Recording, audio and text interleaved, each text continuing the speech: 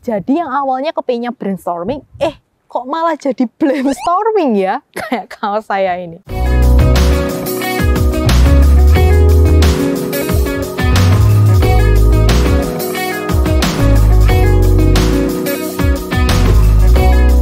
Make sure kamu like, subscribe, dan nyalakan tombol loncengnya ya, supaya kamu nggak ketinggalan video-video terupdate. Hai teman-teman leaders, gimana nih? Apa kamu pernah juga kesulitan untuk dapetin ide-ide kreatif?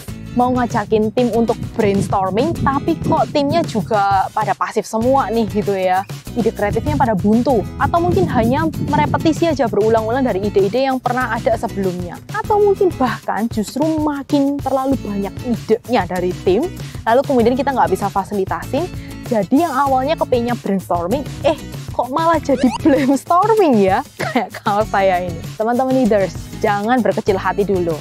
Mungkin bisa jadi teman-teman atau tim yang kita ajak untuk brainstorm idea ini nggak siap. Atau mungkin bahkan kemungkinan keduanya adalah cara memfasilitasi kita supaya ide-ide kreatif itu keluar itu yang belum tepat. Kali ini aku akan berbagi gitu ya salah satu metode yang aku pelajarin di Excellent Facilitation Workshop, yaitu workshop yang pernah aku hadirin waktu itu kolaborasi antara BR2C dengan Sinergia Consultant. Ini adalah metode yang bisa kita pakai di dalam meeting kita untuk proses brainstorm idea.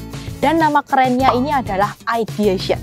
Langkah yang pertama, teman-teman leaders silahkan tentuin dulu topiknya yang mau di brainstorm gitu ya. Contohnya strategi marketing untuk produk A misal gitu ya. Nah itu silahkan tulis gede-gede dan itu taruh di tengah ruangan supaya semua tim kita bisa lihat.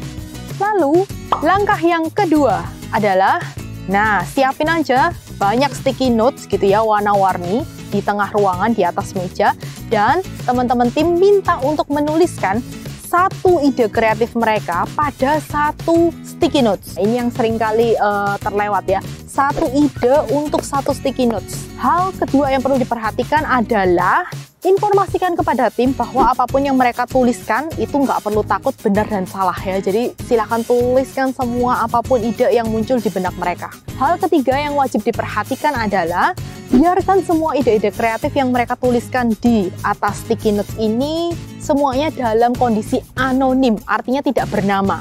Karena bisa jadi ketika seseorang menuliskan nama, seseorang bisa jadi buntu idenya karena ngerasa, aduh ini jadi ketahuan dong ini ideku gitu kan, dan kayaknya ideku biasa-biasa aja, nggak ada keren-kerennya gitu kan. Nah langkah yang ketiga teman-teman leaders, Anda bisa cari gitu ya sticky notes dengan ukuran yang lebih besar atau mungkin menggunakan meta cards, dan silakan membuat beberapa kategori. Nah, kategori-kategori ini bisa Anda tentuin masing-masing nih. Contohnya, kategori ide-ide yang bisa dieksekusi dalam jangka pendek, jangka menengah, dan jangka panjang, misal seperti itu. Lalu kemudian teman-teman leaders bisa tempelkan kategori-kategori itu di bawah topiknya tadi ya, yang kita pampang di tengah ruangan meeting. Tim kita bisa menempelkan semua ide kreatif mereka yang tadi ada di atas sticky notes itu ke dalam kategori-kategori yang udah kita buat. Banyak ide yang bisa dihasilkan, dan sekaligus kita bisa langsung memetakan ide-ide kreatif dari teman-teman tim kita.